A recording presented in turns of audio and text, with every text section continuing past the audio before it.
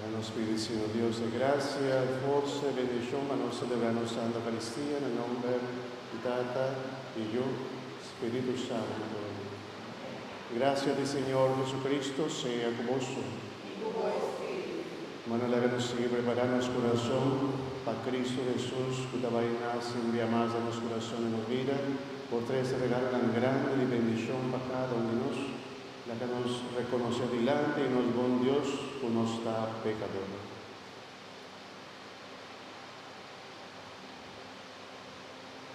Necesita confesar a Dios Todopoderoso y delante de toda que presente, me apeca más tanto a pensamiento y palabra, a lo que me hace que era sin hace, a mi culpa, a mi gran culpa.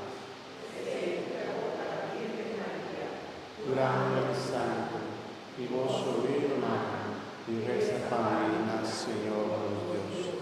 Madre Dios Todopoderoso, por mostrarnos su misericordia, perdónanos pecados y danos vida eterna.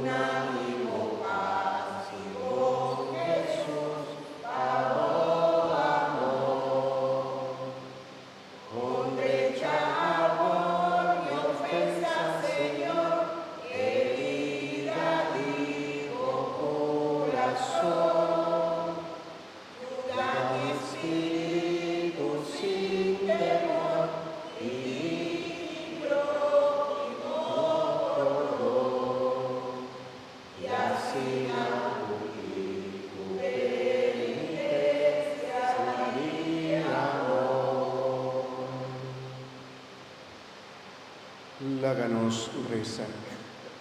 Oh Señor, nos Dios, vos como pueblo está preparado su mes con fe y confianza para nacimiento de yo. Dónanos vida y salud, a nos mira el día y contento y celebre con gran solemnidad y devoción. Esa que nos está pidiendo, para medio de Jesucristo, voy yo y no, Señor, que de como Dios está viva y reina, tu poder y el Espíritu Santo, en el siglo de siglo. Amén. Nos sienta, mi hermana, escucha palabra del Señor.